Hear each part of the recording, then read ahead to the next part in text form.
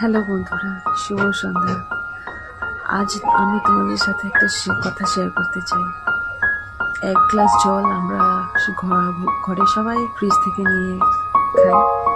সেই জল চার দোকানে গেলে 2 টাকা, আর মুদির দোকানে গেলে 10 টাকা। আবার এয়ারপোর্টে গিয়ে কিনলে সেই জলের দাম বেড়ে যায়। তো আমি বলছি, জিনিস একটাই, তার দাম আলাদা আলাদা। যেহেতু জায়গা আলাদা আলাদা, তাই জিনিস আলাদা আলাদা। যেখানে তোমার মূল্য নেই সেখানে থেকে জায়গা পরিবর্তন করো, দেখবে তোমার মূল্য অনেক বেশি। সেখানে হয়তো তোমার মূল্য নেই, কিন্তু জায়গা পরিবর্তন করলে পরে বুঝতে পারবে তোমার মূল্য অনেকটাই। কিন্তু যারা তোমাকে মূল্যবান হিসাবে ধরছে না, তাদের কাছে থেকে কোনো লাভ নেই।